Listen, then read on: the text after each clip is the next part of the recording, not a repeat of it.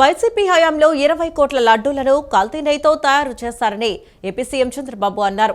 అధికారులు, నిపుణులు అందరూ కలిసి కుట్రలు చేశారని ఆక్షేపించారు. తప్పు చేసిన అధికారులపై చర్యలు తీసుకోవాలని సీబీఐ రిపోర్టు పంపించిందని చెప్పారు. అందుకే ఏకసభ్య కమిటీ వేయాలని నిర్ణయించామన్నారు. లడ్డూ వ్యవహారంలో కాకుండా అనేక విషయాల్లో తప్పులు చేశారన్నారు. తిరుమల లడ్డూ వ్యవహారంపై శాసనసభలో నిర్వహించిన లఘు చర్చలో సీఎం చంద్రబాబు మాట్లాడారు.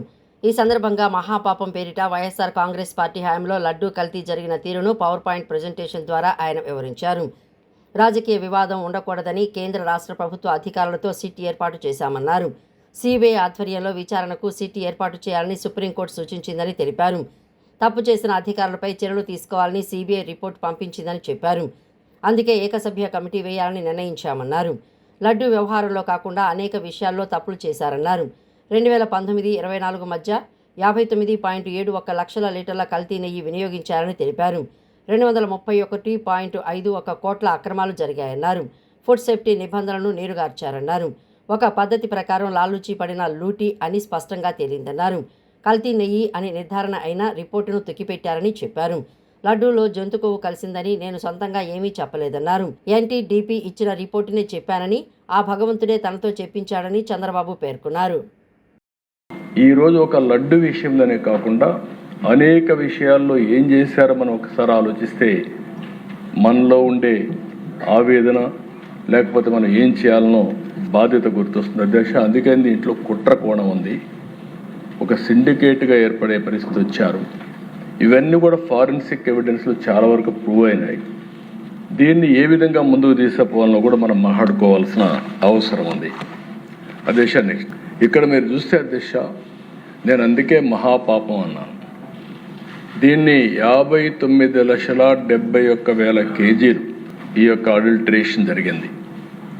కల్తీ నెయ్యి వినియోగం చూస్తే 234,51,00,000 నిధులు ఖర్చు పెట్టారు. అదే కాకుండా ఆర్గనైజ్డ్ నేరంతో లడ్డు ప్రసాదం అపవిత్రం చేశారు.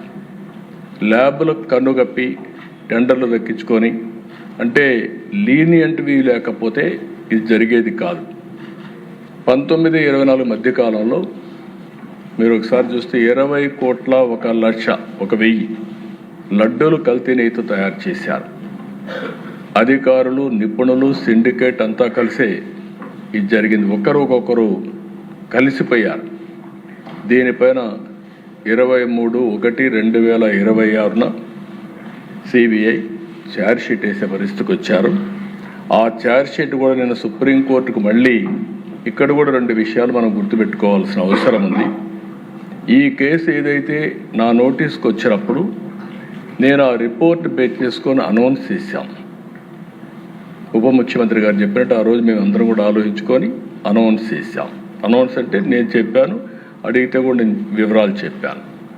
అది అయిన తర్వాత దీని మీద ఒక సిట్ వేయాలని మేము ఆలోచించాం. ఇలాంటివి పునరావృతం కాకుండా చేయడానికి ఒక సిట్ వేయాలని చెప్పి ఆలోచిస్తే దానిపైన ఛాలెంజెస్ సుప్రీంకోర్టు పోవడం, సుప్రీంకోర్టు దీని మీద అధ్యయనం చేసిన తర్వాత ఇది రాజకీయ కాంట్రవర్సీ ఉండకూడదనే ఉద్దేశంతో రాష్ట్ర ప్రభుత్వం, కేంద్ర ప్రభుత్వం అధికారులతో ఒక సిట్ ఒకటేసి సిబిఐ ఆధ్వర్యంలో ఎంక్వైరీ చేయమని ఒక సిట్ కాన్స్టిట్యూట్ చేసే పరిస్థితికి వచ్చారు. అంటే ఆ రోజు పోయింది కూడా అధ్యక్ష సుప్రీంకోర్టుకి వైఎస్ఆర్ కాంగ్రెస్ పార్టీ వెళ్ళారు. వాళ్ళు ఎంక్వైరీ చేసిన తర్వాత ఆ సిట్ అంతా ఫైనలైజ్ అయిన తర్వాత మొన్న కొన్ని రికమెండేషన్లని ఛార్జ్షీట్ వేశారు. అదే సమయంలో రాష్ట్ర ప్రభుత్వానికి కొన్ని రికమెండేషన్లు చేశారు.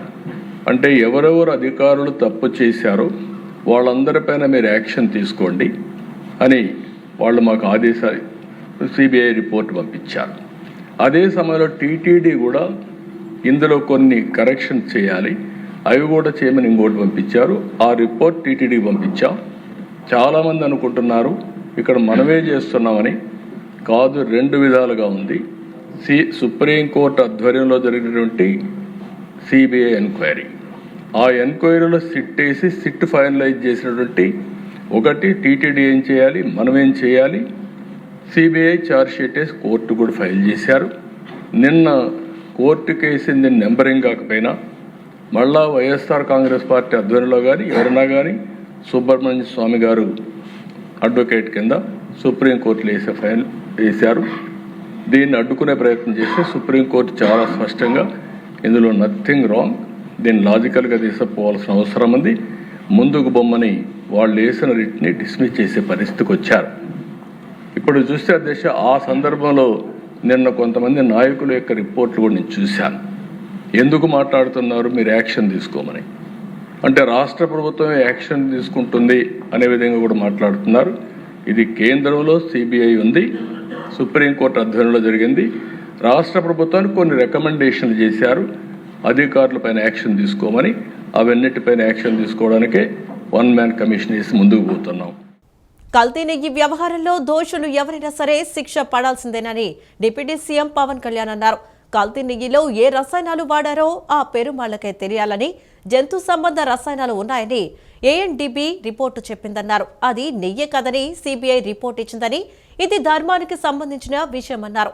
సకల మతాలను గౌరవించడం ఈ దేశ సంస్కృతి అని పేర్కొన్నారు. టీటీడీ పాత బోర్డును జగన్ ఎందుకు వెనకేసుకొస్తున్నారు అంటే ఆయనకు భాగం ఉన్నట్టే కదా అని పవన్ అన్నారు. తిరుమల లడ్డూ కల్తీ వ్యవహారంపై శాసనసభలో జరిగిన లఘు చర్చలో డిప్యూటీ సీఎం పవన్ కళ్యాణ్ మాట్లాడారు. శ్రీవారు లడ్డూ ప్రసాదం తయారీలో నెయ్యి వినియోగించలేదని ఇప్పటికే తేలిపోయిందన్నారు. నెయ్యిలో రసాయనాలు కలవలేదని వైసీపీ అబద్ధాలు చెబుతోందని, అందుకే తాము వివరణ ఇవ్వాల్సి వచ్చిందని పవన్ తెలిపారు. కల్తీ నెయ్యి తయారీలోనూ సృజనాత్మకత చూపించారని, నెయ్యి కావాలంటే పాల నుంచే కాదు రసాయనాల నుంచి తయారు చేయవచ్చని నిరూపించారని ఎద్దేవా చేశారు. గత ప్రభుత్వాధినేత తప్పు చేశారని తానెక్కడా చెప్పలేదని, అప్పటి టీటీడీ పాలక మండలి తన బాధ్యత నిర్వహణలో విఫలమైందని విమర్శించారు. తాము ఏ ఒక్కరిపైనా ఆరోపణలు చేయటం లేదని, జగన్ నియమించిన బోర్డు హయాంలోనే తప్పు జరిగిందని డిప్యూటీ సీఎం అన్నారు. నాటి టీటీడీ బోర్డు సభ్యులు మాజీ సీఎం ఎందుకు వెనకేసుకొస్తున్నారని ప్రశ్నించారు. దర్యాప్తు జరిపి చర్యలు తీసుకోవచ్చని జగన్ చెప్తే సరిపోయేది, వెనకేసుకొస్తున్నారంటే మీకు భాగస్వామ్యం ఉన్నట్టే కదా అని అనుమానం వ్యక్తం చేశారు. అసలు నెయ్యిలో రసాయనాలు కలవలేదని వైసీపీ నేతలు చెప్పడమేంటని నిలదీశారు. ప్రసాదాన్ని అపవిత్రం చేసేందుకు కుట్ర జరిగిందని సీట్ తేల్చిందని చెప్పారు. నచ్చిన వారికి కాంట్రాక్టులు ఇచ్చుకునేందుకు నిబంధనలు సడలించారని పవన్ ఆరోపించారు. తిరుమల లడ్డు మీద జరిగిన ఈ కల్తీ ఈ డిబేట్కి సంబంధించి 68 లక్షల కిలోల నెయ్యి అని చెప్పే ఒక కల్తీ నెయ్యిని వాడారు. దీని మీద ఫస్ట్ ఇది ఎలా బయటకు వచ్చింది, గవర్నమెంట్ ఫామ్ అయిన కొత్తలో గౌరవ ముఖ్యమంత్రి గారు ఎన్డీఏ మీటింగ్ మమ్మల్ని అందరినీ పిలిచి కండక్ట్ చేసినప్పుడు ఆ రోజు ఒక నేషనల్ డైరీ డెవలప్మెంట్ బోర్డు చేసిన రిపోర్ట్ని చదివారు. వీళ్ళు గత పాలనలో ఇది కూడా జరిగింది అనేది టీటీడీ బోర్డు వారి పాలక మండలి చేసిన ఇది కూడా జరిగింది అనేది తెలియజేశారు. అంతే, అక్కడితో అయిపోయింది అధ్యక్ష. దాన్ని అంతకు మించి ముందుకు తీసుకెళ్ళాలి లేదంటే నేను అది విని నాకేమనిపించిందంటే అది ఇలాంటివి కూడా జరిగినాయా, ఎందుకంటే ఆల్రెడీ గతంలో తిరుమలకి పైకి అంత వెళ్ళినప్పుడు కొంత స్థానికంగా కొంత ఉన్న చెప్పింది తిరుమలలో చెప్పింది ఇవన్నీ కోరిలేట్ చేసుకొని కొంత ఆ ప్రసాదం కూడా క్వాలిటీ లేదని ఎలా చేశారు ఏంటో అనుకున్నాం. కానీ ఒక గబుక్కుని ఒకళ్ళ బ్లేమ్ చేయడం అనేది చాలా ఆలోచించి మాట్లాడుతాం. ముఖ్యంగా పబ్లిక్ లైఫ్లో ఉన్నాం కానీ బాధ్యతగా ఉన్నాయి మా పొజిషన్. అలాంటిది అసలు ఈ నెయ్యిలో కల్తీ జరగలేదు ఇవన్నీ వాళ్ళు మాట్లాడుతుంటే దాని మీద చాలా కంప్లీట్ వివరణ ఇవ్వాల్సిన అవసరం ఉందని అనిపించింది అధ్యక్ష. ముఖ్యంగా గత ప్రభుత్వ పాలనలో ఉన్నప్పుడు ఎక్కడా కూడా దేవాలయాల మీద దాడులు జరిగినా ఇంకోటి జరిగినా ఎక్కడా కూడా మేము దోషుల్ని పట్టుకోండి అని చెప్తా వచ్చాం తప్ప ఎక్కడా కూడా మీరు చేయించారని కానీ మీరు ఉన్నారని కానీ ఎక్కడ ఎందుకంటే తక్కువ అలా కూర్చోబెట్టి ఎలా పడితే అలా మాట్లాడటానికి బాధ్యత ఉంటాం కాబట్టి అలా మాట్లాడలేము. వేరే ఇస్లాంకి జరిగిన, క్రిస్టియానిటీకి జరిగిన, జీసస్ క్రైస్ట్కి జరిగిన, మహమ్మద్ ప్రవక్తకి జరిగిన, అల్లాకి జరిగిన ఇలా ఉండేది కదా అధ్యక్ష. వాళ్ళు ఆ రోజు మన కౌన్సిల్లో కూడా అలా పటాలు తీసుకొచ్చేవాళ్ళు వేరే ఏ దేవత అయితే. బికాజ్ ఇది హిందువులు కాబట్టి వీళ్ళ కులాలతో ముక్కలుగా అయిపోయి ఉంటారు కాబట్టి హిందువులు తమ మతాలను ఎడాపెడా వీళ్ళు జోకులు వేసుకోగలరు కాబట్టి దీనికి సీరియస్నెస్ లేదు అధ్యక్ష. Before blaming anybody else every Hindu has to take a responsibility for this, every Hindu. ఎందుకంటే మన ఇస్లాంని మనం ఎందుకంత కూర్చోబెట్టేంత వాళ్ళు గౌరవించే విధానం చూస్తే నిజంగా మరే మనం హిందూ ధర్మాన్ని పాటిస్తే మనం గౌరవించుకోలేమో అనిపిస్తుంది మనకి. ఉండవల్లి మంత్రి నారా లోకేష్ నివాసంలో మంత్రులు, ఎమ్మెల్యేలు, ఎంపీలు ఆత్మీయ సమ్మేళనం ఆహ్లాదకరమైన వాతావరణంలో ఆనందంగా సాగింది. కాకినాడ, అమలాపురం పార్లమెంటు కూటమి ప్రజాప్రతినిధులు, వారి కుటుంబ సభ్యులకు మంత్రి నారా లోకేష్ ఆత్మీయ విందు ఏర్పాటు చేశారు. అభివృద్ధి పనులు, సమస్యల పరిష్కారం కోసం ఇచ్చిన దరఖాస్తుల స్టేటస్ రిపోర్టును ప్రజాప్రతినిధులు లోకేష్ కు అందజేశారు. ఆడపడుచులకు మంగళగిరి పట్టుచీరలు అందజేశారు. ప్రజాప్రతినిధుల మధ్య స్నేహపూర్వక వాతావరణాన్ని పెంపొందించేందుకు, క్రీడలను ప్రోత్సహించేందుకు ఆట విడుపు పేరిట ఏర్పాటు చేసిన AP state legislative sports meet 2026 నేడు విజయవాడ ఇందిరాగాంధీ మున్సిపల్ స్టేడియంలో ఘనంగా ప్రారంభమయ్యాయి. రాష్ట్ర శాసన సభాపతి చింతకాయల అయ్యన్న పాత్రుడు, శాసన మండలి చైర్మన్ కొయ్యం మోచేనురాజు, శాసనసభ డిప్యూటీ స్పీకర్ రఘురామకృష్ణన్ రాజు క్రీడా జ్యోతిని వెలిగించి పోటీలను ప్రారంభించారు. అనంతరం నిర్వహించిన పోటీల్లో ఎమ్మెల్యేలు, ఎమ్మెల్సీలు ఉత్సాహంగా పాల్గొన్నారు. ఎమ్మెల్యేలు, ఎమ్మెల్సీలకు 3 రోజుల పాటు విజయవాడ వేదికగా నిర్వహించనున్న AP state legislative sports meet 2026 Indira Gandhi municipal స్టేడియంలో ఘనంగా ప్రారంభమైంది. రాష్ట్ర శాసనసభాపతి చింతకాయల అయ్యన్న పాత్రుడు, శాసనమండలి చైర్మన్ కొయ్య మోజేశ్వరరాజు, శాసనమండలి డిప్యూటీ స్పీకర్ రఘురామకృష్ణరాజు క్రీడా జ్యోతిని వెలిగించి పోటీలను ప్రారంభించారు. ఎమ్మెల్యేలు, ఎమ్మెల్సీలు అందరూ జెర్సీలు ధరించి ఉత్సాహంగా పోటీలో పాల్గొన్నారు. వివిధ అంశాల్లో నిర్వహిస్తున్న పోటీల్లో ఎమ్మెల్యేలు, ఎమ్మెల్సీలు క్రీడా స్ఫూర్తిని చాటుతూ తమ ప్రతిభను కనబరిచారు. Cricket, carroms, kabaddi, tennis, shuttle, badminton, volleyball, పరుగు పందెం, shot put, table tennis, pickle ball, tug of war, musical chairs, throwball, chess తదితర 14 క్రీడాంశాల్లో మొత్తం 156 మంది ప్రజాప్రతినిధులు తలపడనున్నారు. కొందరు 3-4 ఆటల్లోనూ పాల్గొనేందుకు పేరు నమోదు చేయించుకున్నారు. ఐజీఎంసీ, డిఆర్ఆర్ఎంసీ స్టేడియాల్లో పోటీలు నిర్వహిస్తున్నారు. క్రికెట్ ఆడేందుకు 82 మంది ఆసక్తి చూపారు. వీరందరూ 6 జట్లుగా తలపడనున్నారు. ఆయా జట్లకు మంత్రులు అచ్చెన్నాయుడు, కొల్లు రవీంద్ర, మండిపల్లి రాంప్రసాద్ రెడ్డి, సత్యకుమార్ యాదవ్, నాదెండ్ల మనోహర్, టీడీపీ రాష్ట్ర అధ్యక్షుడు పల్లా శ్రీనివాసరావు కెప్టెన్లుగా వ్యవహరించనున్నారు. మంత్రులు వంగలపూడి అనిత, గుమ్మడి సంధ్యారాణి, సవిత కూడా క్రికెట్ ఆడనున్నారు. చాలా ఆనందంగా ఉంది మాకు. చాలా సంవత్సరాల తర్వాత మేము మళ్ళీ క్రీడాకారులుగా దర్శనం ఇవ్వడం జరిగింది. పూర్వం చిన్నప్పుడు ఆడుకున్నాం, కానీ రాజకీయాలు వచ్చిన తర్వాత ఎన్టీ రామారావు గారి దైవాలు కొన్నాళ్ళు హైదరాబాద్ జరిగాయి. తర్వాత మధ్యలో స్పోర్ట్స్ మీట్ జరగలేదు. అంచేత లాస్ట్ ఇయర్ నేను ముఖ్యమంత్రి గారి సలహా తీసుకొని విజయవాడలో ఒక స్పోర్ట్స్ మీట్ పెట్టాలా, ఓన్లీ అసెంబ్లీలో ఉన్నటువంటి కౌన్సిల్లో ఉన్నటువంటి మెంబర్స్ అందరికీ అని చెప్పి డిసైడ్ చేసుకొని లాస్ట్ టైం పెట్టాం, ట్రయల్ చేసాం. ఆ ట్రయల్ బాగా సక్సెస్ అయింది. రాష్ట్ర వ్యాప్తంగా మంచి కామెంట్స్ వచ్చే మాకు ప్రమాణం చేశారని. అదే ఈ సంవత్సరం కూడా మళ్ళీ గేమ్స్ చేయాలని చెప్పి డిసైడ్ చేస్తాం. ఎందుకంటే ఆంధ్ర రాష్ట్రంలో గ్రామీణ ప్రాంతాల్లో మంచి క్రీడాకారులు ఉన్నారు, కానీ వాళ్ళకి ప్రోత్సాహం లేదు. అంచేత దీన్ని మళ్ళీ ప్రారంభించాలి. ప్రభుత్వం ద్వారా గ్రామీణ ప్రాంతాల్లో కూడా క్రీడను ప్రోత్సహించాలి, క్రీడాకారులు తయారు చేయాలని చెప్పి నేను నిర్ణయం తీసుకొని మరి ఈ సంవత్సరం కూడా భారీ ఎత్తున ఏర్పాటు చేస్తాం. దీని తర్వాత 3 రోజుల తర్వాత మళ్ళీ సాంస్కృతిక కార్యక్రమాలు కూడా పెట్టడం జరిగింది. దాంట్లో కూడా ఎమ్మెల్యేలే పార్టిసిపేట్ చేస్తారు సాంస్కృతిక కార్యక్రమాల్లో. దీనికి పేరు కూడా మీరు చూసారు, ఆట విడిపని పెట్టాం. ఇంకా టెన్షన్ నుంచి బయటపడాలా, సరదాగా ఉండాలా, క్రీడను ప్రోత్సహించడం చేయడం జరిగింది. దీనికి మీ విలేకరులు అందరూ కూడా కెమెరాలతో వచ్చి మమ్మల్ని ప్రోత్సహిస్తున్నందుకు మీ అందరికి కూడా పేరు పేరు ధన్యవాదాలు. అన్ని చోట్ల అసెంబ్లీలో అయినా కౌన్సిల్లో అయినా బయటకు వచ్చిన వెంటనే అందరూ స్నేహభావంతో ఉండాలి. ప్రతిపక్ష పార్టీలు కూడా ఒక టీంని లీడ్ చేసి మనతో ఆటలో పాటల్లో ఉండాలి అని మనస్ఫూర్తిగా కోరుకుంటూ, వయస్సులో పెద్దవాళ్ళైనా మన కామినేని శ్రీనివాస్ గారు, వరదరాజుల రెడ్డి గారు చూపెట్టే క్రీడా స్ఫూర్తి అందరికీ కూడా స్ఫూర్తి ఉండాలని ఈ సందర్భంగా కోరుకుంటూ, ఇవాళ ఆటల పోటీలు కండక్ట్ చేయడం అనేది దాని పేరు కూడా ఆట విడుపు. ఎందుకంటే బడ్జెట్ సెషన్ అంటే ఎంతో బాధ్యతాయుతంగా జరిగే సెషను. అనేకమైన సమస్యలు, డిమాండ్స్ ఇవన్నీ కూడా డిస్కస్ చేసే సందర్భంలో గతంలో నందమూరి తారక రామారావు మొట్టమొదటిసారిగా 40 సంవత్సరాల క్రితం ఇలాంటి ఆటల పోటీలు నిర్వహించడం జరిగింది. ఆ రోజు నుంచి కంటిన్యూస్గా మధ్యలో కొన్ని గవర్నమెంట్లు చేయకపోయినా మరలా నారా చంద్రబాబు నాయుడు గారు ముఖ్యమంత్రి అయిన తర్వాత ఈ యొక్క ఆటల పోటీలను కండక్ట్ చేయటం, అందరూ ఉల్లాసంగా ఎంతో ఆనందంగా ఆట విడుపుగా పాల్గొనడం జరిగింది. ఇదంతా కూడా పిల్లలు చిన్నపిల్లలు ఆడుకున్నట్లు వాళ్ళ శాసనసభ్యులందరూ ఇక్కడ ఆడుకుంటూ ఉన్నారు.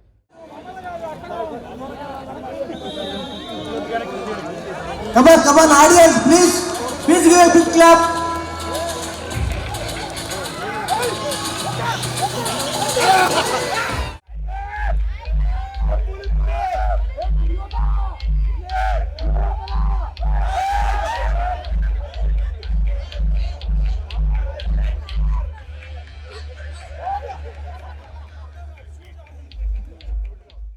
ఇప్పుడు కాసేపు ప్రకటనలు.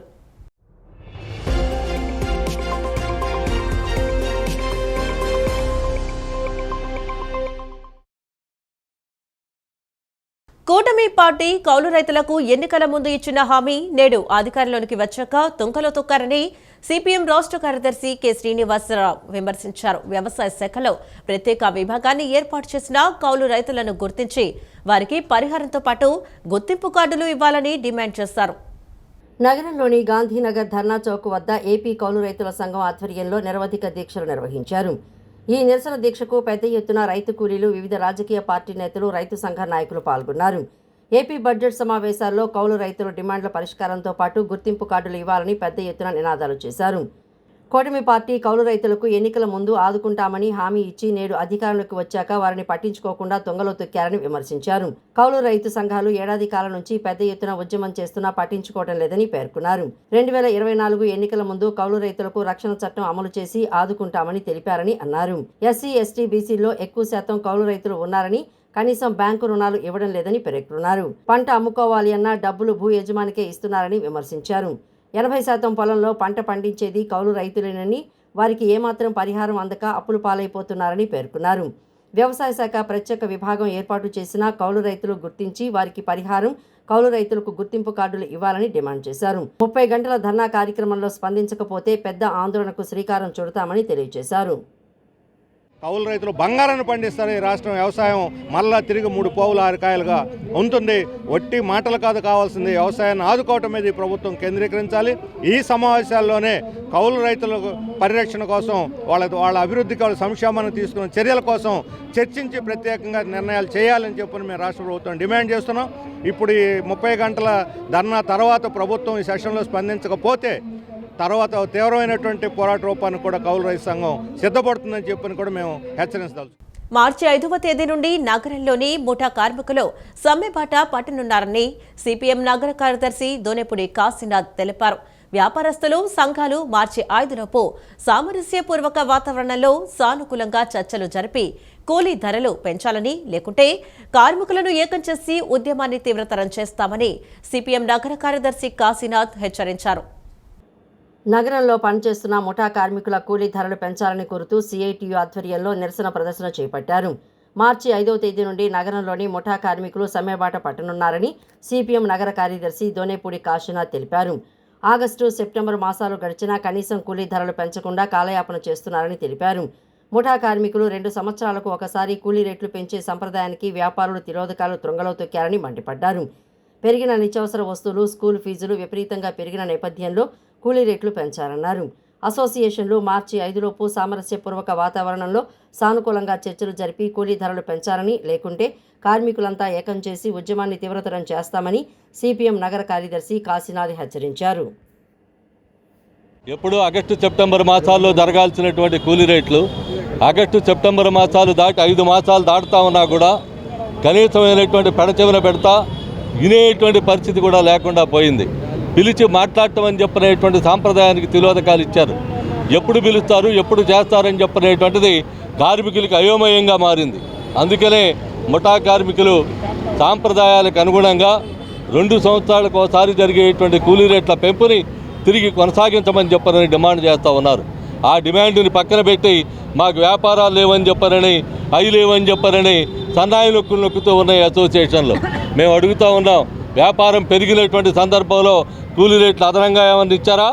ఇక్కడ 7 మాసాలైనా కానీ కూలీ రేట్లు కాల పరిమితి పూర్తి అయిపోయి ముఠా కార్మికులకి యాజమాన్య సంఘాలు కూలీ రేట్లు పెంచకపోవడం అనేటువంటి బాధాకరమైన విషయం.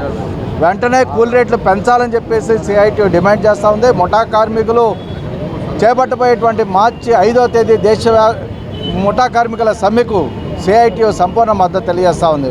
ఇప్పటికైనా యాజమాన్యం ఆలోచించాలి. వ్యాపార అభివృద్ధిలో కీలకమైన పాత్ర పోషిస్తున్నటువంటి ముఠా కార్మికుల కూలీ రేట్లు పెంచడం అనేటువంటిది పండగల కారణంగా వాయిదాలు పడుతూ వచ్చినాయి. సంక్రాంతి పండగ దాటిన తర్వాత 19వ తారీఖున మేము జనవరి 19న నోటీస్ ఇవ్వడం జరిగింది. కూలీ రేట్ల పెంపుదలకు అసోసియేషన్లు మమ్మల్ని పిలిచి చర్చలు జరపాలని, నిత్యావసర వస్తువులు పెరిగిపోయినాయి, కరెంటు రేట్లు, గ్యాస్ రేట్లు, మన వాహనాలకు వాడే పెట్రోల్ రేట్లు, అలాగే అన్ని ట్యాక్సులు పెరిగిన సందర్భంలో కార్మికులకు కూలీ రేట్లు పెంచి ఆదుకోవాలని చెప్పేసి యాజమాన్యాలకు విజ్ఞప్తి చేశాం. అయినప్పటికీ కూడా యాజమాన్యాలు నెల రోజులవుతున్న స్పందించని పరిస్థితుల్లో మేము ఈ రోజున ప్రదర్శన చేయడం ద్వారాగా వైసీపీ అధినేత వైఎస్ జగన్మోహన్ రెడ్డి మరలా ముఖ్యమంత్రి కావాలని కాంక్షిస్తూ డాక్టర్ బిఆర్ అంబేద్కర్ కోనసీమ జిల్లా రాష్ట్ర పార్టీ ఇంటలెక్చువల్ ఫోరం కార్యదర్శి హరీష్ కొడమంచిలి పాదయాత్ర చేపట్టారు. రావులపాలెం నుంచి విజయవాడ గుణతల మేరీమాత చర్చి వరకు పాదయాత్ర నేటితో ముగిసింది. హరీష్ కొడమంచి బృందానికి ఎన్టీఆర్ జిల్లా వైసీపీ నేతలు ఘన స్వాగతం పలికారు. గత వైఎస్ జగన్మోహన్ రెడ్డి ప్రభుత్వ పరిపాలన సువర్ణయుగంగా సాగిందన్నారు. పేద బడుగు బలహీన వర్గాలు అభివృద్ధి చెందాలంటే మరలా జగన్మోహన్ రెడ్డి సీఎం కావాలని ఆకాంక్షించారు. అక్రమ కేసులు బనాయించి రెడ్ బుక్ రాజ్యాంగాన్ని అమలు చేసేటువంటి పరిస్థితి కొనసాగుతున్న నేపథ్యంలో ఈరోజు అన్ని రంగాలు విఫలం అయిపోయింది. ఈరోజు పేపర్ చూస్తే రైతులు ఆత్మహత్యలు చేసుకుంటా ఉన్నారు. కౌలు రైతులు వ్యవసాయం చేస్తే వ్యవసాయానికి గిట్టుబాటు ధరలు లేవు, పంటలకి సరైనటువంటి రేట్లు లేక రోడ్డున పడినటువంటి పరిస్థితి మనం కనపడతాం. అదేవిధంగా ఈరోజు సరైనటువంటి పాలు లేక నీళ్లు లేక కల్తీతోటి డయేరియా కేసులతోటి విద్యార్థులు మొత్తం కూడా ఆసుపత్రి పాలవుతూ ఉన్నారు. మహిళలకు రక్షణ లేదు, ఎస్సీ ఎస్టీల సంక్షేమం లేదు, అదేవిధంగా ఉద్యోగులకు జీతాలు లేవు. అన్ని రంగాల్లో ఎప్పుడైనటువంటి ప్రభుత్వానికి మంచి మనసు కలగాలని చెప్పేసినటువంటి కోరుకుంటూ జగన్మోహన్ రెడ్డి గారి ముఖ్యమంత్రి అవడం ద్వారానే ఈ రాష్ట్రానికి మంచి జరిగినటువంటి ఉద్దేశంతో వారు చేసినటువంటి పాదయాత్ర ఈరోజు ముగింపు సందర్భంగా అభినందిస్తా ఉన్నాం. ఆర్టీసీలో బస్సుల సంఖ్య సిబ్బందిని పెంచకుండా స్త్రీ శక్తి పథకం అమలు చేయడం ద్వారా మహిళా కండక్టర్లు అనేక ఇబ్బందులు ఎదుర్కొంటున్నామని తెలిపారు. సిటీ బస్సులు పల్లె వెలుగుల్లో విపరీతమైన ప్రయాణికుల రద్దీ కారణంగా ఇబ్బందులు పడుతూ అనారోగ్యానికి గురవుతున్నారని ఆవేదన వ్యక్తం చేశారు. నగరంలోని గాంధీనగర్ ధర్నా చౌక్ వద్ద ఆర్టీసీ శ్రామిక మహిళా కన్వీనింగ్ కమిటీ ఆధ్వర్యంలో మహిళా కండక్టర్లు తమ సమస్యలు పరిష్కరించాలని ధర్నా చేపట్టారు. అనంతరం ఆర్టీసీ శ్రామిక మహిళా కన్వీనింగ్ కమిటీ రాష్ట్ర కార్యదర్శి రాజేశ్వరి, కో కన్వీనర్ సీతాలక్ష్మి మాట్లాడుతూ ఆర్టీసీలో మహిళలు గత 30 సంవత్సరాలుగా కండక్టర్లుగానే ఉద్యోగాలు చేస్తూ అనేక ఇబ్బందులు పడుతున్నామని, తమ సమస్యలు పరిష్కారం మార్గం లభించడం లేదని ఆవేదన వ్యక్తం చేశారు. స్త్రీ శక్తి పథకం ప్రవేశపెట్టడాన్ని స్వాగతిస్తున్నామన్నారు. స్త్రీ శక్తి పథకం అమలు చేయడంలో ప్రయాణికుల రద్దీ విపరీతంగా పెరిగి టికెట్ ఇచ్చేందుకు డ్రైవర్ సీటు నుంచి చివరి సీటు వరకు వెళ్లాలంటే ఖాళీ లేక నరకయాతన పడుతున్నామని ఆవేదన వ్యక్తం చేస్తున్నారు. బస్సుల వేళల్లో గంటల కొద్దీ ఆలస్యమవుతోందని ఆవేదన వ్యక్తం చేశారు. బస్టాండ్లు ప్రయాణికుల రద్దీ పెరిగి మరుగుదొడ్లు వినియోగించుకునేందుకు వీలు లేకుండా పోయిందన్నారు. సిటీ బస్సులు పల్లె వెలుగుల్లో విపరీతమైన ప్రయాణికుల రద్దీ కారణంగా ఇబ్బందులు పడుతూ అనారోగ్యానికి గురవుతున్నట్లు ఆవేదన వ్యక్తం చేశారు. సమస్యలు 40 సంవత్సరాలకు దాటిన మహిళా కండక్టర్లు 200 రూపాయల అలవెన్స్ ఇవ్వాలని డిమాండ్ చేశారు. ప్రకృతి సహజ సిద్ధంగా ఉన్నటువంటి మహిళలకి 3 రోజుల లీవ్ ప్రతి డిపోలో అమలుపరచడం లేదు. ఆ చర్య కూడా తీసుకోవాలని ప్రతి మహిళ కూడా చాలా ఇబ్బంది పడుతూ అనేక రకరకాల ఇబ్బందులైనటువంటి ఆరోగ్య సమస్యలు ఇబ్బందికి గురి అవుతున్నారు. వాళ్ళకి ఏదైనా ఓడీ కానీ లేదంటే ప్రమోషన్స్ కానీ కల్పించాలని, 40 సంవత్సరాలు దాటిన మహిళలకి ఏదైతే అలవెన్స్ 200 రూపాయల అలవెన్స్ కల్పించాలని, వీటన్నిటి సమస్యల మీద కూడా మేము ఈరోజు ధర్నా కార్యక్రమం, నిరసన కార్యక్రమం చేపట్టడం జరిగింది.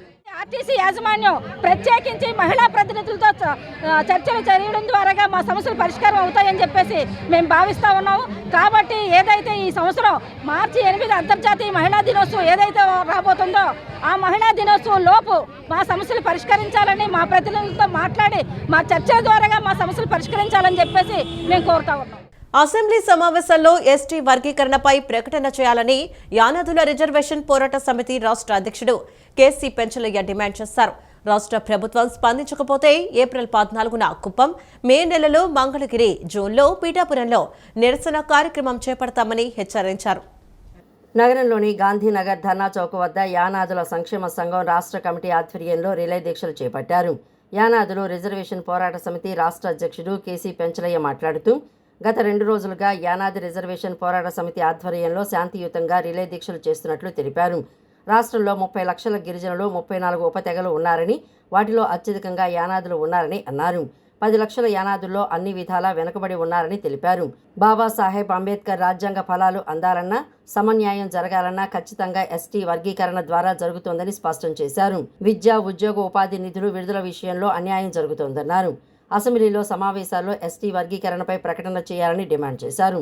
రాష్ట్ర ప్రభుత్వం స్పందించకపోతే ఏప్రిల్ 14 మంగళగిరి, మే, జూన్ పిఠాపురంలో నిరసన కార్యక్రమం చేపడతామని హెచ్చరించారు.